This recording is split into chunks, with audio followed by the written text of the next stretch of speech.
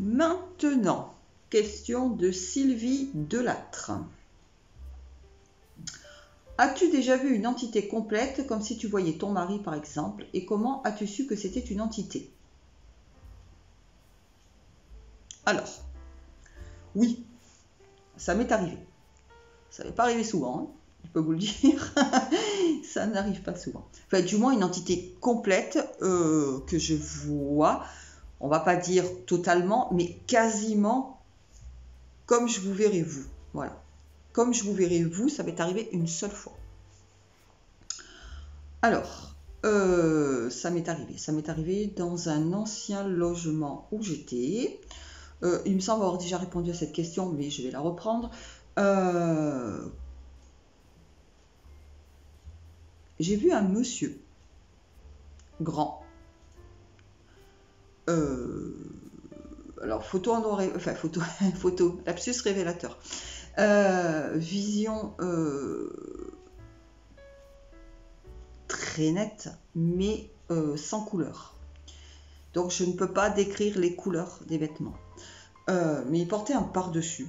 C'est un long manteau lourd. Avec un air très froid, très austère, très impressionnant, le monsieur. Alors, sur le coup, alors, je suis un peu embêtée, je vais vous dire pourquoi. Je suis un peu embêtée parce que j'ai deux options pour ce monsieur. Et je n'ai pas connu l'un, absolument pas. Et j'ai très peu, j'ai vu qu'une fois l'autre. Voilà, donc c'est pour vous dire que c'est assez compliqué. Et il y a deux solutions. C'est soit le papa, soit le grand-père de mon mari. Voilà, ça pour ça je suis formelle, parce qu'il y a la ressemblance physique. Ça, il n'y a pas de problème. Avec le recul maintenant, hein, il y a la ressemblance physique, il n'y a pas de problème. Avec mon mari. Mais c'est très difficile de les départager tous les deux. Alors, avec le recul, j'ai vu une photo. À l'époque, j'avais que la photo du papa. Je n'avais de visu que le papa.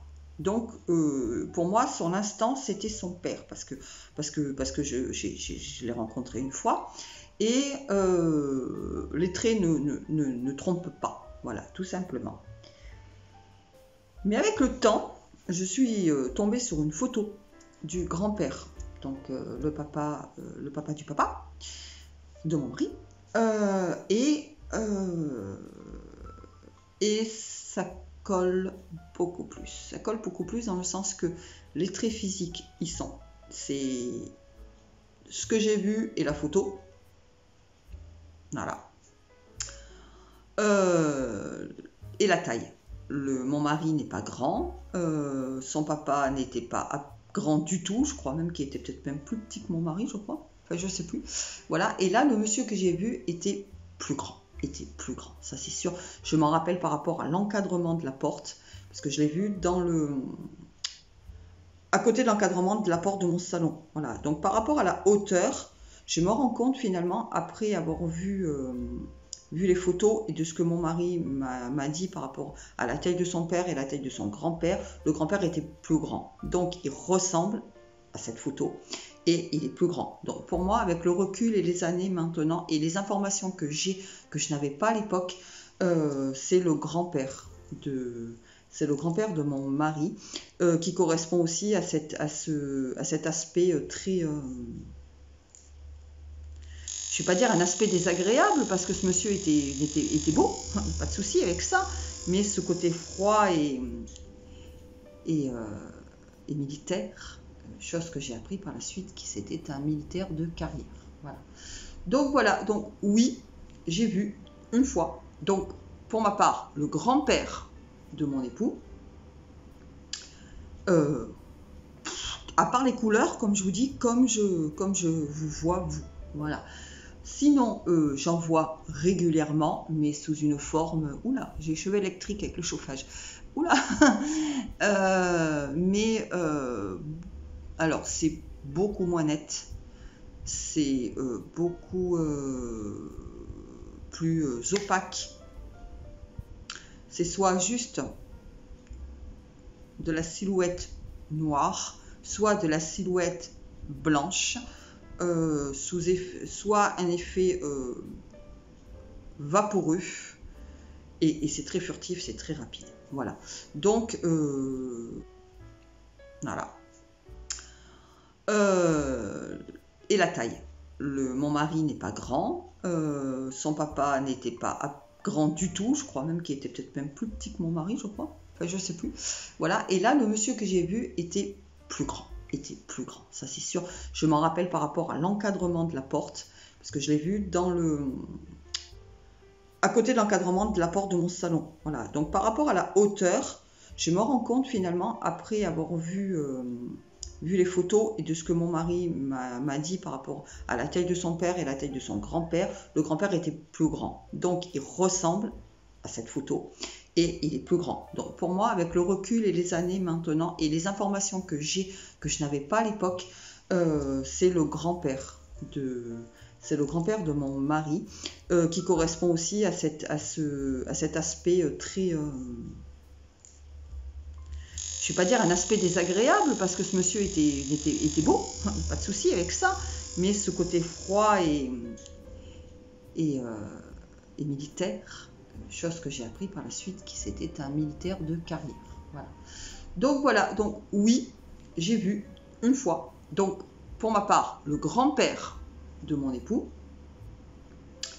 à part les couleurs, comme je vous dis, comme je vous vois vous. Voilà. Sinon, j'en vois régulièrement, mais sous une forme... Oula, j'ai les cheveux électriques avec le chauffage. Oula alors, c'est beaucoup moins net. C'est beaucoup plus opaque. C'est soit juste de la silhouette noire, soit de la silhouette blanche, soit un effet vaporeux, et c'est très furtif, c'est très rapide. Voilà. Donc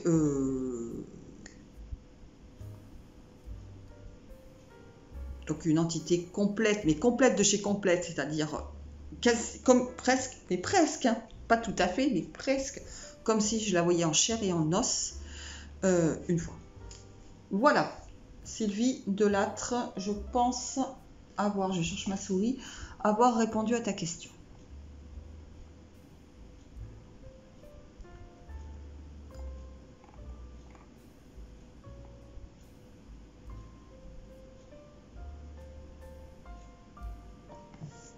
Question de Tiffany Moisy. Comment savoir si on a le mauvais œil? Alors, si je fais... C'est pas par rapport à ta question, hein, Tiffany. C'est que actuellement, c'est la grande mode. Ça me fatigue, je vous jure, ça me fatigue. La grande mode du... Oh, il m'arrive plein de trucs dans ma vie. Je parle pas pour toi, Tiffany, attention. Hein.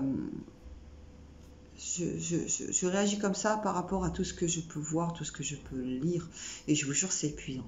Il m'arrive plein de boulettes dans ma vie. Je suis sûre que j'ai le mauvais œil. Non, chérie, non. C'est pas que tu as le mauvais œil, c'est que la vie, c'est ça. Hein. On va redescendre 5 minutes sur Terre. On va laisser le para un peu de côté 30 secondes. La vie, c'est ça. La vie, c'est qu'une succession de joies, d'embûches, de joies, d'embûches, de joies, d'embûches. C'est comme ça. C'est la vie. La vie, tu es là pour apprendre, tu es là pour passer des étapes, tu es là pour galérer, pour apprendre à t'en sortir. Voilà, tout ça, ça fait partie intégrante de la vie. Regardez, nous, on est passé par une phase, j'espère que c'est en train de se calmer actuellement, on est passé par une phase où on a enchaîné merdouille sur merdouille. Voilà, la voiture, elle a cassé dans les inondations. J'ai perdu mes 2 petites furettes en l'espace d'une semaine. Qu'est-ce qu'on a? On en a eu tellement que c'est même pas ça me vient. Mon scooter qui est tombé en rade. Plein de trucs comme ça. Je pourrais dire, ouh là là, on m'a jeté le mauvais œil. Mais non, faut rationaliser 5 minutes les enfants. Non, c'est comme ça, c'est la vie. Voilà, il y a des phases. Il y a des phases comme ça. Et après, tout rentre dans l'ordre pendant un certain temps. Et on est content. Et puis ça revient. Et puis c'est comme ça. Voilà. Hein. Alors, sinon, si vraiment on est persuadé d'avoir le mauvais œil, alors déjà, je ne vais pas vous dire regardez sur Google est ton ami, parce que Google est ton ami te raconte beaucoup de conneries. Le coup du verre d'eau sous le lit, du truc qui flotte dans l'huile. Non, stop, arrêtez vos conneries s'il vous plaît, 5 minutes. Non, hein, c'est la connerie. Mélanger l'huile et l'eau si ça se mélange. Non, mais arrêtez, on ne fait pas de la vinaigrette. Stop, toutes ces conneries-là, stop. Si vous êtes vraiment persuadé qu'il se passe un truc, voilà, et bien vous savez quoi, vous contactez un médium, voilà, qui peut par ses facultés lire en vous, voir ce qui se passe, ce qui va pas, vos difficultés, vos points forts, vos points faibles, vos machins, vos trucs, voir où vous avez des déséquilibres, voir tout ça. Et cette personne-là, normalement, est apte à vous dire je vois qu'il se passe ça chez toi, comme ci, comme ça. Je ne vais pas rentrer dans les détails parce que sinon c'est une vidéo qui va durer 3 heures. Voilà, contactez une personne qui est capable de vous dire si vraiment on vous a jeté un truc. Voilà, mais ça, c'est comme... c'est rare, voilà, c'est rare. C'est comme voir une entité complète, c'est excessivement rare. Faut redescendre, moi je vous dis, il faut redescendre un petit peu quand même, hein, et arrêter de croire tous les chasseurs de fantômes, tous les pseudo-médiums à la con que vous avez dans des groupes Facebook ou autres, ou j'en sais rien, qui voient des démons partout, qui voient des fantômes partout, qui voient des mauvais œils partout. Arrêtez, parce que là on rentre dans le domaine de la psychiatrie et plus du paranormal. Hein. Depuis le temps que je fais ça, je suis tombée sur 2 personnes qui avaient un réel problème. Voilà. Depuis le temps. Voilà, donc c'était, je ne sais plus qui m'a posé cette question, c'était Tiffany. Donc comment savoir si on a le mauvais œil? Déjà on va pas sur Google, c'est comme Doctissimo, on y vite. Sinon on ressort avec je sais pas moi, avec un cancer du cheveu. Et on arrête avec les conneries du verre d'eau sous le lit et j'en passe et des meilleurs. Voilà. Souvent, vous n'avez pas le mauvais œil. Vous êtes juste dans une phase de votre vie où tout simplement, il vous arrive un peu beaucoup de conneries, tout simplement parce que des fois, c'est nécessaire pour évoluer, c'est nécessaire pour apprendre, c'est nécessaire pour se tromper et c'est nécessaire pour avancer. Voilà, tout simplement. C'est nécessaire aussi des fois d'apprendre à relativiser. Votre voiture elle casse. Avant de dire que vous avez mauvais œil, regardez le nombre de kilomètres qu'avait votre voiture, les raisons pour lesquelles votre voiture elle a cassé. J'ai une voiture comme je peux dire autre chose. Hein. Voilà. Ça c'est fait. Ensuite.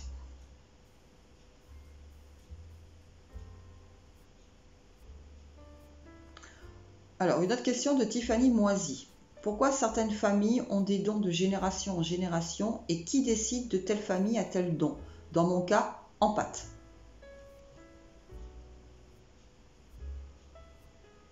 Voilà la question. Pourquoi certaines familles ont des dons de génération en génération? Et qui décide que telle famille a tel don? J'ai envie de te répondre, on ne sait pas tout. On ne sait pas tout. De l'autre côté, il y a ce que je continue à vous appeler ce système pyramidal, et il y a des personnes qui prennent des décisions. Et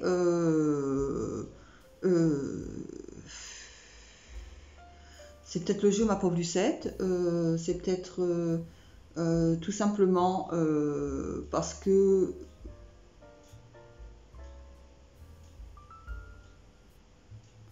on donne un don particulier à un membre au départ d'une famille, parce qu'on juge que cette personne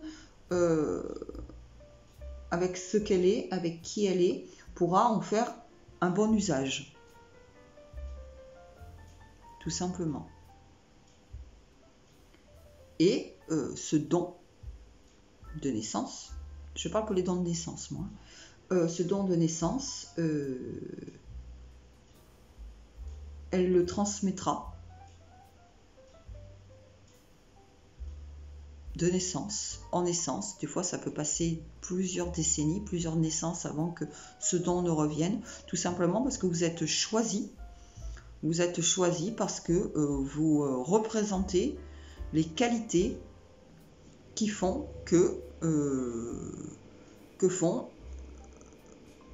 comme je vous disais, que vous en ferez bon usage et que vous pourrez aider à votre niveau, à votre échelle, dans le monde dans lequel vous vivez.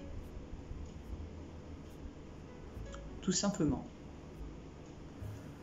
Pourquoi dans ma famille, il y a eu du médium au départ, je ne peux pas vous dire, tout simplement parce que je ne connais pas.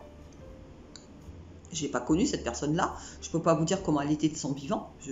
Voilà, c'est beaucoup trop vieux, beaucoup trop ancien et beaucoup trop abstrait pour moi. Après, il s'est passé, mais je ne sais pas combien de personnes qui sont nées dans cette famille, beaucoup, avant que ça retombe sur ma pomme à moi.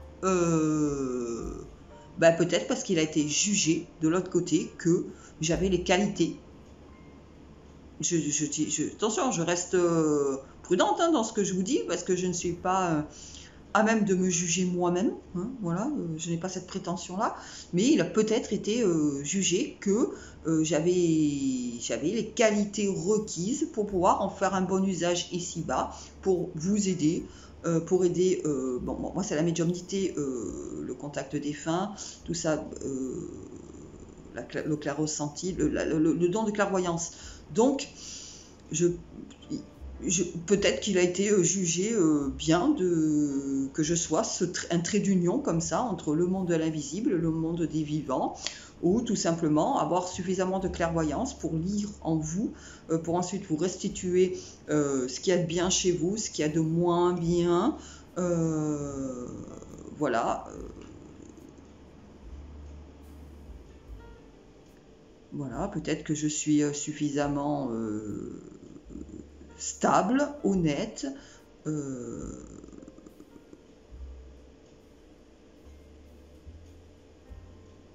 ne sais pas trop comment t'expliquer le truc en fait. C'est assez compliqué. Toi, tu es empathe par exemple, tout simplement parce que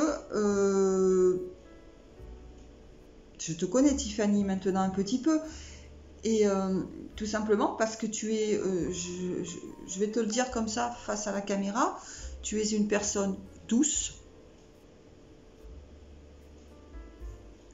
attentive. Je ne vais pas parler de tes défauts par contre, hein. Ça ne regarde personne, mais tu es douce, tu es attentive, tu es bienveillante. Tu es très bienveillante. Tu es une personne très bienveillante.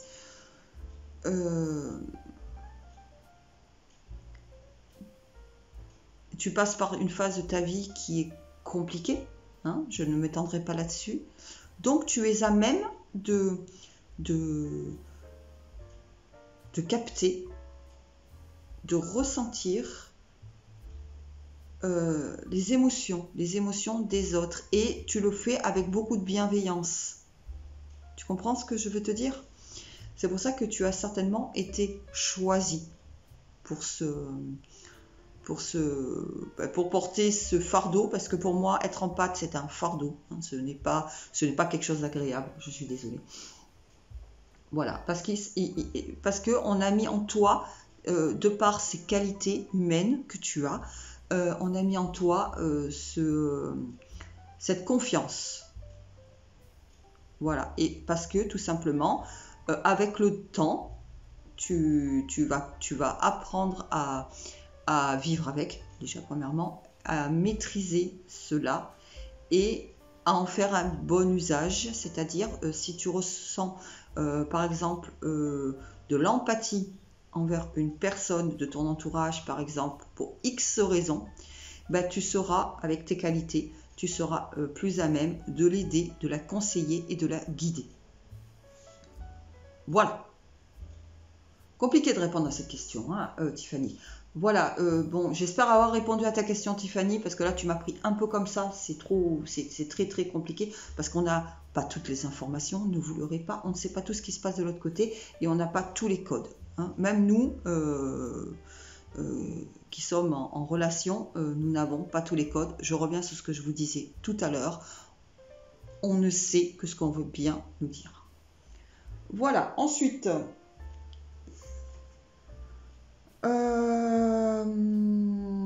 Sophie Picard, Brandmeyer. Dès que l'on décède, notre âme reste là-haut pour l'éternité ? Point d'interrogation. Alors, dès que l'on décède, déjà, je rebondis là-dessus. Ce n'est pas forcément dès que l'on décède. Hein. On ne passe pas... alors là-haut, c'est une façon de parler. Hein. Notre dimension, leur dimension. Pas de haut, de bas. Il n'y a pas tout ça. Donc déjà, reste là-haut pour l'éternité, il faut déjà passer de l'autre côté. Voilà, déjà premièrement, et comme je vous expliquais tout à l'heure, ça ne se passe pas de la même manière et pas forcément avec la même rapidité d'un défunt pour un autre.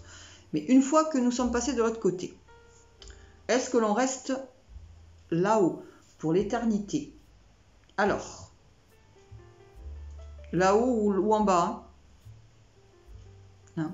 Parce que je sais que dans certaines religions, il y a un paradis, mais il n'y a pas d'enfer. C'est mignon. Ils sont mignons. Déjà, là-haut, on va passer par plusieurs stades. C'est-à-dire, on va passer par cette fameuse guerre de triage, déjà. Donc déjà, un certain temps. Après, là-haut, il va falloir évoluer. Il y a plusieurs paliers. Voilà. Jusqu'à un moment, là-haut, on a une mission.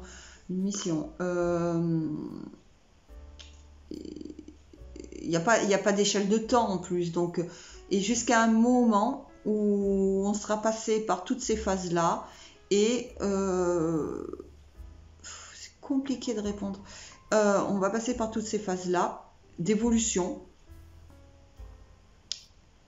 Et jusqu'à un moment où on va faire un tout avec l'univers. Tout simplement. On sera plus sous forme énergétique, humaine. Oh là là, c'est compliqué de trouver des mots comme ça. Comme on pourrait voir un fantôme. Voilà. Mais tout simplement juste une forme d'énergie, qui appartient à l'univers, une énergie parmi toutes les énergies du monde, de l'univers. Voilà. Jusqu'à un moment où l'heure est arrivée et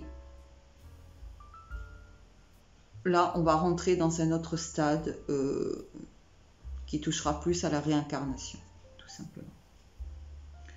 Donc, est-ce qu'on reste là-haut pour l'éternité? Qu'est-ce que l'éternité? Il n'y a pas d'échelle de temps.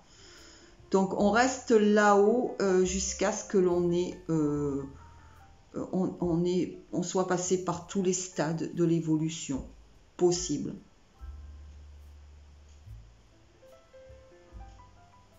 Voilà, par tous les stades de l'évolution possible. Le stade ultime étant boucler la boucle. Voilà, question très très compliquée. Et là, je vous réponds seulement avec le peu d'informations que j'ai pu avoir, parce qu'on reçoit pas en PDF le mode d'emploi de comment ça se passe de l'autre côté, quoi. Moi, je rentre en communication avec des décédés qui sont encore à des stades où ils communiquent.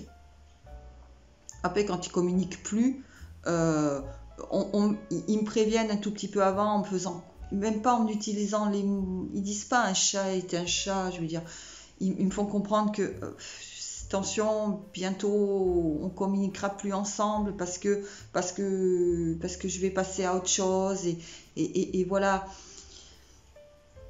Et ça s'arrête là, quoi. Je veux dire, après, boum, il n'y a plus rien, il n'y a plus d'informations qui tombent. Donc, on ne sait pas vraiment. On ne sait pas vraiment. On ne peut pas vraiment vous expliquer en étant sûr à 100%. Voilà. je sais que quand ils arrivent à un stade où ils ne communiquent plus comme ça, alors qu'ils ont un peu fait comprendre juste avant, je sais que c'est terminé, ils sont passés au stade ultime, où en fait ils sont rentrés ils sont en vibration complète avec tout simplement l'univers. Ils sont une particule parmi toutes les particules de l'univers. Voilà, ils ne sont plus des défunts au sens propre du terme. Voilà. Après, si on croit à la réincarnation, une fois que ce stade, machin, hop, hop, hop, hop, la boucle se boucle et hop, on recommence une nouvelle vie. Et c'est là qu'on rentre dans les fameuses vies antérieures, nos différentes vies qu'on a eues avant. La boucle est bouclée, hop, on recommence une nouvelle vie. Voilà. Ensuite, comment toujours Sophie, comment les défunts se voient-ils là-haut, vu qu'ils n'ont plus de corps? Mais écoute, d'après ce qu'ils me disent, ils se voient comme on se voit. Je te vois, tu me vois. Bah eux, ils se voient. Voilà. Alors, comment ils arrivent à faire ça? Ah bah ça, on ne le sait pas. Voilà, je vais te le dire. Ça, on n'en sait rien du tout. On ne sait toujours pas à l'heure actuelle comment ça fonctionne. De toute façon, on sait que ça fonctionne. Alors, on sait, nous les croyants, hein.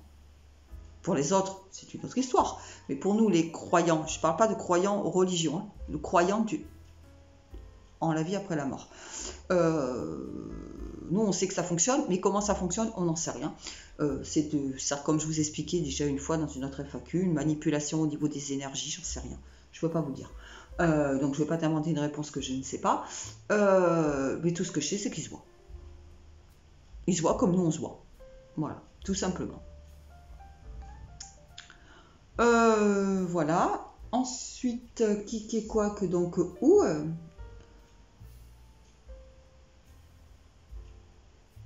toujours Sophie, une âme décédée passée dans l'au-delà peut-elle se montrer physiquement?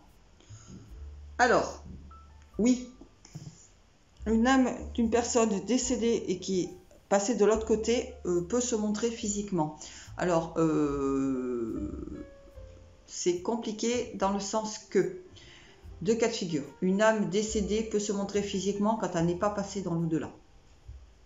Les fantômes, qu'on appelle vulgairement les fantômes. Ce que chassent les chasseurs de fantômes. Et une âme d'un décédé passé dans l'au-delà peut se montrer également, physiquement. Mais ça ne sera pas du tout la même chose. Comment je peux dire le truc? Quand elle n'est pas passée dans l'au-delà, on le sait. Il va y avoir physiquement la personne. Physiquement, on se comprend, la personne, mais également, il va y avoir des manifestations autour. Il y aura des bruits, il y aura des odeurs, il y aura des objets qui peuvent se déplacer. Il va y avoir plein de phénomènes qui en général vont de pair avec la visualisation. Mais ça reste rare. Vous allez plus souvent avoir des bruits, des choses comme ça que des apparitions dans votre maison. Voilà. Après, les personnes qui sont passées dans l'au-delà et qui se montrent physiquement, c'est un peu comme si vous receviez énergétiquement un hologramme. Vous voyez le délire? Pourquoi ça peut... Mais là aussi, c'est très rare. Hein. Comment ça peut arriver? C'est tout simplement... je vais vous expliquer moi comment je l'ai compris. Je dis bien comment moi je l'ai compris.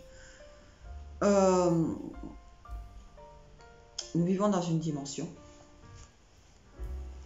Ils vivent dans une dimension. Ça, le coup des dimensions, je vous apprends rien. Ça a été c'est même maintenant, ça commence à être prouvé scientifiquement. Hein. Donc nous vivons dans une dimension. Ils vivent dans une dimension. Des fois, ça arrive que les dimensions se percutent, se chevauchent. Vous voyez le délire? Et c'est à ce moment-là, à la croisée de ces deux dimensions, qu'un défunt peut arriver à se matérialiser physiquement à vous. mais ça sera tout, il n'y aura que ça, vous le verrez, mais vous n'aurez pas les phénomènes paranormaux qui vont avec. Vous voyez, c'est un peu comme ce qu'on appelle les énergies résiduelles. C'est imprégné et il n'y a pas de communication. Vous voyez, il n'y a pas de communication avec. Ça refait les mêmes choses. C'est résiduel, voilà. Et ces entités-là sont passées dans l'autre monde. Hein. Il n'y a pas de hantise, vraiment. C'est pas une hantise, c'est vraiment une énergie. Et là, c'est les énergies. Voilà, c'est les deux dimensions qui arrivent à se rejoindre à certains moments. C'est pour ça que c'est rare aussi. Certains moments qui font que on peut voir son grand-père qui est passé dans l'autre monde. On peut voir son grand-père à un moment donné.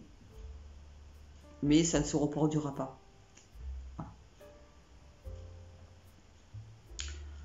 Voilà. Ensuite, qu'est-ce qu'il y avait d'autre ?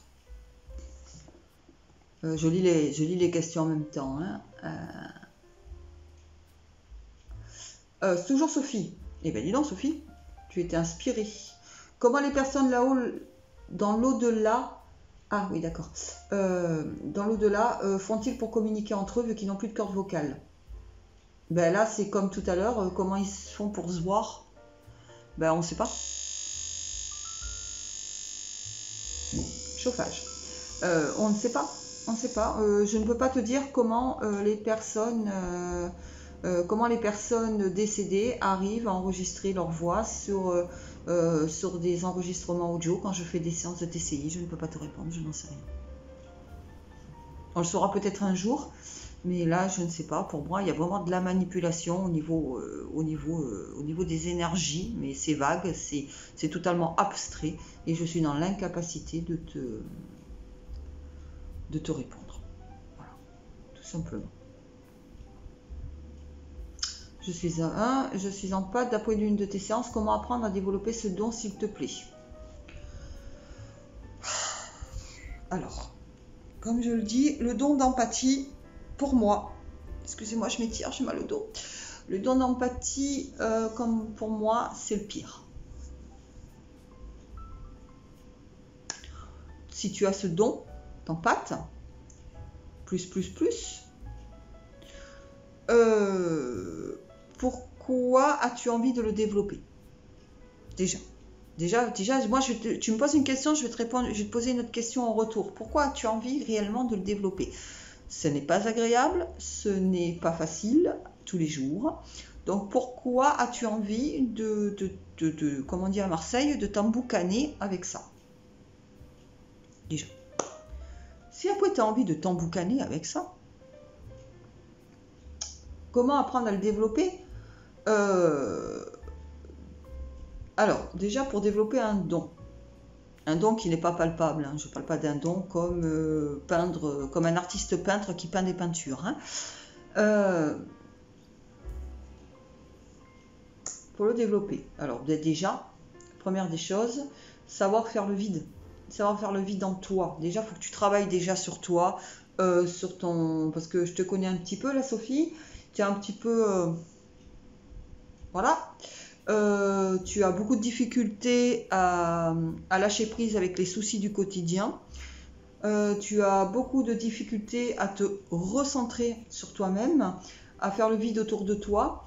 Donc déjà, il va falloir premièrement, faut que tu commences par ça, quoi. Je veux dire, tu peux pas aller puiser au fond de toi ce truc. Si tu es constamment assailli de questions dans ta tête, d'interrogations, de stress, non, ça c'est pas possible. Donc déjà, tu n'arriveras pas et tu n'avanceras pas tant que déjà tu n'auras pas commencé à travailler là-dessus. Première des choses. Et après, il faut que tu passes vraiment par le... vu que tu me demandes comment le développer, c'est que tu as envie de le développer. Sinon, tu ne me poserais pas la question, je crois pas. Donc, si vraiment tu as envie de le développer, déjà, il faut vraiment commencer par l'accepter. Donc, tu dois passer par une phase d'acceptation. Je suis comme ça. Ok. Je ne peux pas faire grand-chose contre. Donc, au lieu d'essayer de le mettre dans une petite case au fond du tiroir et mettre les draps par-dessus, je vais essayer d'en faire quelque chose. Bon, ok. C'est un choix. Réfléchis bien avant, quand même, avant de le faire. Parce que quand on a avancé dans un don, c'est plus facile de mettre le mouchoir dessus finalement que une fois. Tu vois, que de se dire, ah finalement si j'avais su, je fais machine arrière. Là après ça devient plus compliqué, donc réfléchis bien avant. Et donc une fois que tu es passé par cette acceptation et de te dire, finalement je vais faire en sorte d'en faire quelque chose, une fois que tu as réussi à travailler sur toi-même, sur la personne que tu es, sur tes qualités, sur tes défauts, sur tes lacunes en tant qu'être humain, dans le sens de l'inquiétude, du stress, du questionnement, de la nervosité, parce que tu n'es pas la personne la plus calme que je connaisse, Sophie. Après que tu as accepté cet état de fait, apprendre à le développer, et c'est ce que je t'ai dit, c'est ça. Et surtout, après, te faire confiance. Pour moi, du moins comment moi ça s'est passé, comme moi j'ai fait. Je suis clairvoyante depuis l'enfance, ça j'en suis certaine, mais j'avais trop de choses négatives dans ma vie familiale. J'étais emprisonnée dans un carcan qui faisait que il n'y avait pas de place pour ça. Voilà, j'étais beaucoup trop nerveuse, beaucoup trop taquée, une vie familiale beaucoup trop dissolue pour pouvoir me concentrer sur moi-même. Voilà, déjà, donc on passe, tu vois le stade du travailler sur soi, sur ses lacunes, sur sa méfiance, sur son stress, tout ça. Voilà, moi ça je l'ai vécu dans la phase enfance-adolescence. D'accord ? C'est quand j'ai réussi à quitter ce carcan familial très lourd, que j'ai pu commencer, que d'un coup, bing, bing, bing, tout a commencé à se mettre un petit peu en place. J'ai commencé à recevoir des trucs beaucoup plus concrets, beaucoup plus précis. Mais là aussi, il a fallu, et là ça m'a encore pris des années, il a fallu encore que je travaille sur apprendre à souffler, apprendre à me poser, apprendre à être un peu moins dans l'agression, apprendre à être dans l'agression, parce que tu as tendance à être un petit peu... Tu vois ce que je veux te dire. Voilà. Après, je suis passée par une phase d'acceptation. Donc l'acceptation, je me suis dit, ouais, il se passe quand même sincèrement des trucs. C'est pas normal. Il se passe vraiment des trucs. Bon, je suis beaucoup plus mature, je suis beaucoup plus stable, je suis émotionnellement stable. Bon, il m'arrive encore de ne pas l'être. Hein. Je reste un être humain, attention. Je ne suis pas une machine de guerre. Mais j'ai fait d'énormes progrès. Et là, à ce moment-là où j'ai commencé à faire d'énormes progrès comme ça, les choses se sont vraiment posées, se sont vraiment établies. À partir de là, j'ai décidé de me faire confiance. Parce qu'avant, je recevais des trucs comme ça, mais j'étais comme vous. Moi, j'ai grandi dans un foyer pseudo-catho. Moi, ça me fait rigoler. Hein. C'est vrai, c'était vraiment pseudo-catho, quoi. Un père totalement, il se passe rien, ça n'existe pas, c'est de la connerie. Voilà, une mère un petit peu trop catholique. Donc toutes ces choses-là, on sait très bien que dans la religion catholique, c'est très très mal vu. Donc voilà, donc c'était assez particulier. Donc j'ai réussi à me libérer de ça. Mais j'ai quand même eu cette marque, ce marquage de l'enfance. Et donc oui, j'avais le cul entre deux chaises. J'étais vraiment dans le ouais, il se passe des trucs, c'est trop étrange. Et d'un autre côté, ouais, mais non, mais arrête, tu te fais des films, ma grande, tu pars en couille complètement. c'est pas possible, pas toi, qui tu es d'abord. Oui, parce qu'en plus, manque de confiance. Voilà, vous voyez, on doit me mettre une étiquette au-dessus de ma tête, c'est manque de confiance en soi. Voilà, moi, c'est en fait ce qui m'aura bousillé mon existence, déjà là maintenant, jusqu'à l'âge de 48 ans bientôt, c'est le manque de confiance. Donc, alors, plus d'un, ça va pas aider. Donc, le manque de confiance en moi, ouais, mais toi, mais arrête, tu te fais des films, tu n'es pas capable,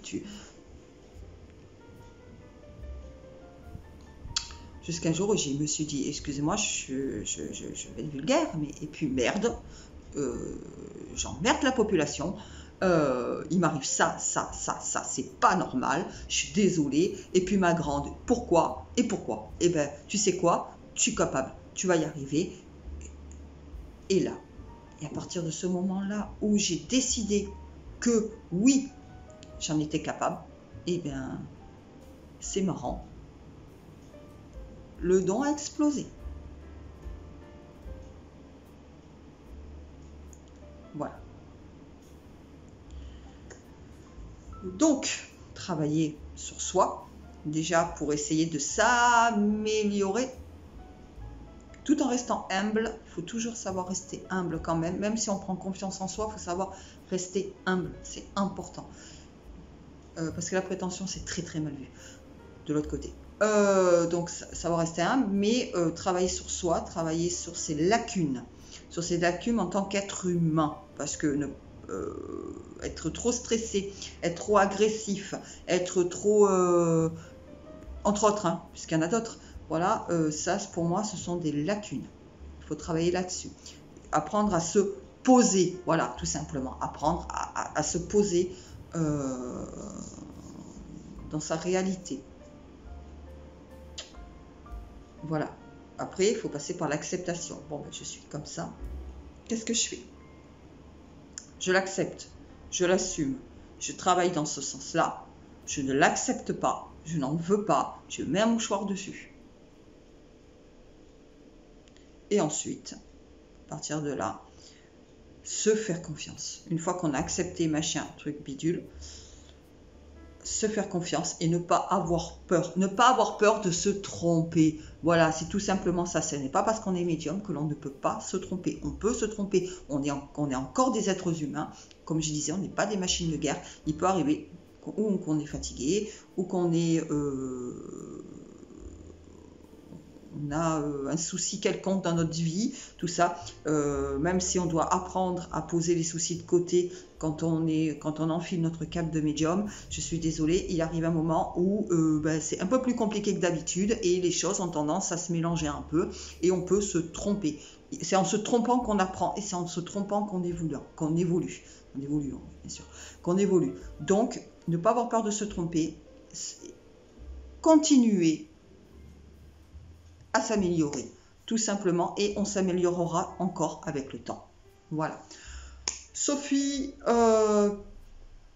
Pika. Ensuite, je regarde si j'ai encore des questions.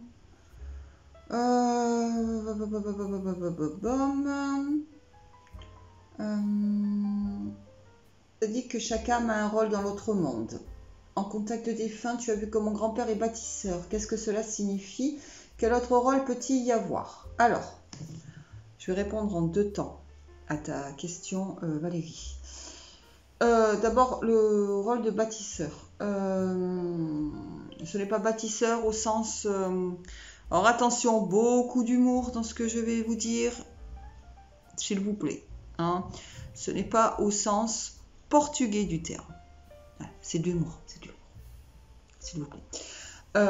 Bâtisseur, c'est-à-dire travailler en collaboration avec les vivants, prodiguer des conseils, prodiguer une aide pour essayer d'aider à créer un monde meilleur. C'est ça le bâtisseur, bâtir un monde meilleur. D'accord? Pas construire des maisons. Ok? Voilà. C'est de ça qu'il s'agit en fait. Travailler avec nous pour essayer d'apporter un peu de paix, un peu de paix, un peu de respect, un peu de douceur, un peu d'aide, un peu de sauvegarde aussi de notre monde. Voilà, tout simplement. Ensuite, quel autre rôle peut-il y avoir? Alors, je ne vais pas tous les énumérer, tout simplement parce que je l'ai déjà fait. Voilà, ça va être trop long. Donc, Valérie, si tu veux voir tous les autres rôles, d'autres rôles qui existent dans l'autre monde, je t'invite à regarder la précédente FAQ qui est en ligne sur la chaîne ESO. D'accord? Là, j'ai répondu à cette question. Voilà. Ensuite, qu'y avait-il d'autre?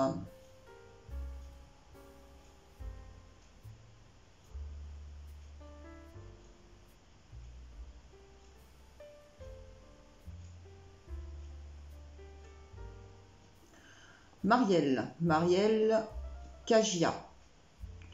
Encore une fois, Marielle, si j'estropie ton nom, tu me le dis. Hein, voilà. Parce que des fois, vous avez des noms, c'est difficile de comprendre la prononciation. Comment une âme décide de s'incarner sur Terre? Et comment elle choisit l'âme de ses parents? Alors, on n'en sait rien. On ne sait pas. On ne sait pas comment elle décide. Déjà, on ne sait pas si elle décide ou si cela lui est imposé. Et comment elle choisit, là c'est pareil, on ne sait pas. Et on ne sait pas comment elle choisit. S'il y a des médiums qui sont au courant, qui ont le mode d'emploi de ce type d'information, qu'elle me le donne, parce qu'elle, franchement, voilà, je vous rappelle, on ne sait pas tout. Voilà, donc ça, moi, ça me fait rigoler quand je vois des gens qui arrivent avec des grandes explications toutes faites. Moi, depuis le temps que je fais ça, ce n'est pas le genre d'information que l'on a bien voulu me donner. Peut-être ne suis-je pas suffisamment importante pour qu'on me les donne. Ou alors, peut-être tout simplement que ceux qui vous apportent ce type de réponse se trouvent suffisamment importants pour se les inventer. Mais bon, oui, ça c'est... Chacun voit 16h à 18h. Voilà, donc, et les épreuves qu'elle doit vivre une fois incarnée ici, mais ça, les épreuves, à mon avis, alors ça, pour ça, par contre, j'ai un début de piste sur les épreuves qu'elle doit vivre une fois incarnée ici. Vous voyez toutes les choses bien que vous faites dans votre vie. Vous voyez toutes les grosses boulettes que vous faites dans votre vie. Eh bien, tout ça, vous les mettez dans un sac, vous secouez bien fort. Le geste était très malvenu, en fait. Hein. Je viens de me rendre compte là maintenant. Vous secouez bien fort, c'est mieux, hein. Vous secouez bien fort. Et quand vous arriverez de l'autre côté et que vous passerez devant le tribunal, eh bien, que l'on va vous donner toutes les choses à faire, toutes les évolutions que vous devrez faire pour arriver à l'état de conscience suprême et ensuite boucler la boucle pour revenir ici.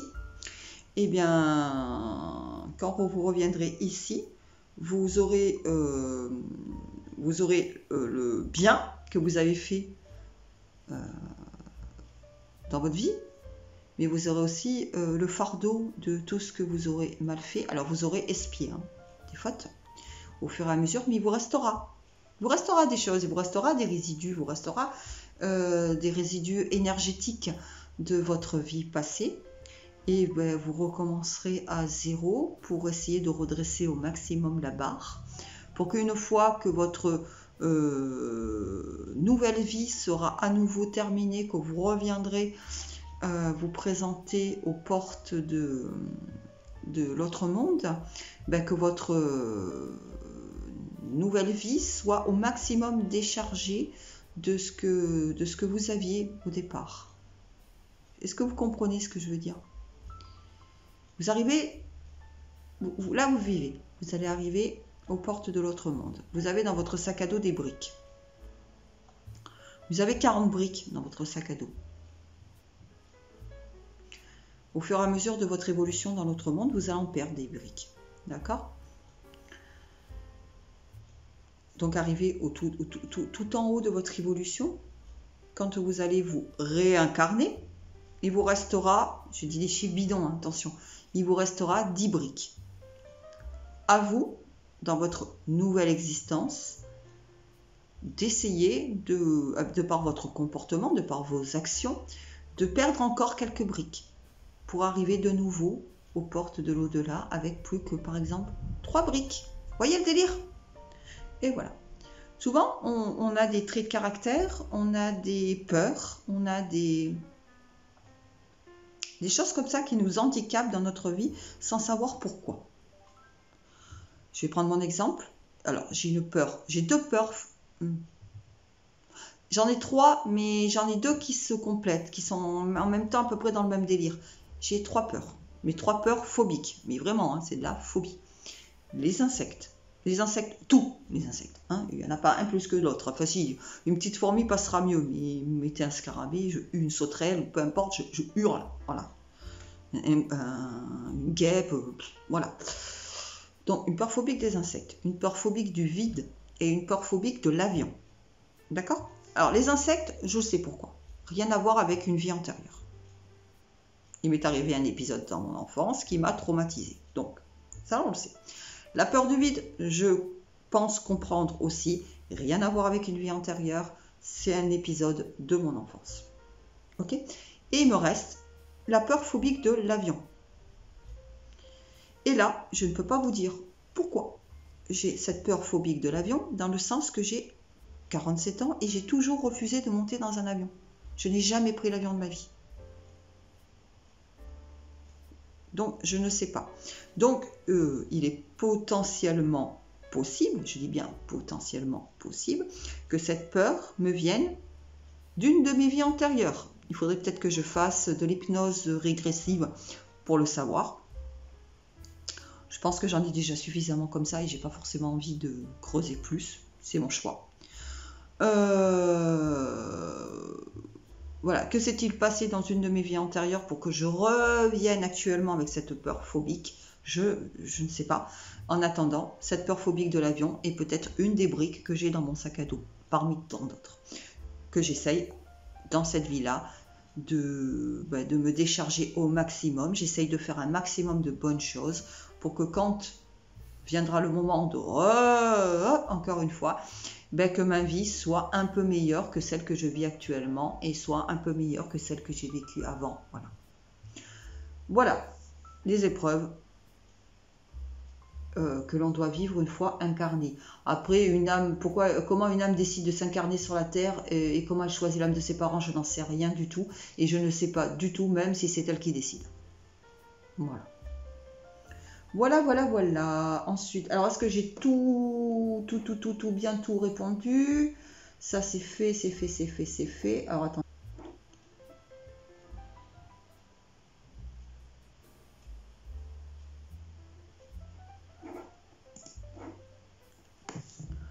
Alors, ensuite, là c'est la dernière question et c'est Sylvie Ruot. Alors c'est sur l'interprétation des rêves. Alors je ne suis pas spécialiste dans l'interprétation des rêves, mais bon. Je vois très souvent une personne, je pense un homme, je ne vois pas son visage, habillé en noir à côté de mon lit. Alors c'est important que tu me stipules qu'il est habillé en noir. Alors quand on rêve, de mes souvenirs, quand on rêve d'un homme habillé en noir, cela correspond, et c'est souvent que tu le fais? Oui, très souvent. D'accord, j'aimerais bien savoir depuis combien de temps. Il est dit que quand on rêve d'un homme habillé en noir, c'est tout simplement en corrélation avec une perte. J'attendais que le chauffage ait fini. En corrélation avec une perte. Alors ça peut être une perte d'une personne, perte d'un objet, perte financière. Voilà, ça englobe une perte. Alors, le truc, c'est que tu ne vois pas son visage. La question, est-ce qu'il est grand, est-ce qu'il est petit?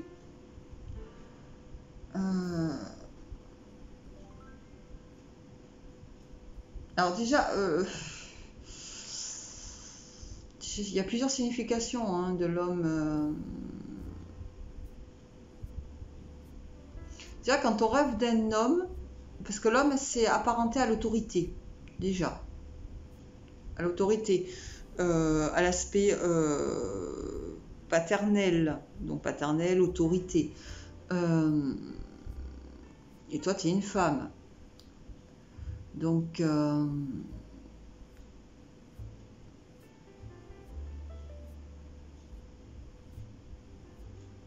as-tu perdu ton papa? Ou as-tu perdu, depuis que tu fais ce rêve, as-tu perdu un homme de ta famille, un homme qui aurait pu représenter l'autorité? Ou vis-tu actuellement une perte financière qui te perturbe particulièrement? Voilà, donc ça, de toute façon, en général, les rêves comme ça sont en corrélation directe avec les soucis que l'on vit au quotidien, hein.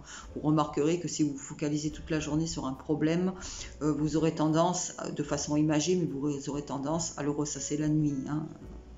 Nous, on dort, mais notre cerveau, lui, continue à fonctionner, hein. On ne meurt pas pendant notre sommeil. Donc voilà, donc rêver d'un homme habillé en noir. Déjà, un homme, c'est le repère paternel, le repère de l'autorité. Et l'homme habillé en noir est en corrélation directe avec une perte. Voilà. Réfléchis de ton côté, à quoi peut correspondre cette perte, tout simplement. Voilà, je pense avoir fait le tour de la questionnette.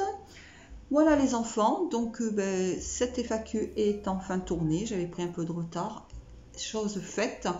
Maintenant je vais essayer de vous monter ça le plus proprement possible. On va laisser passer quelques mois et je vous referai une FAQ dans quelques temps. Essayez de vous renouveler au niveau des questions, histoire de ne pas poser toujours les mêmes. Ça sera sympa. Encore ce coup-ci, vous êtes quand même pas mal renouvelés. C'est bien, je suis fière de vous.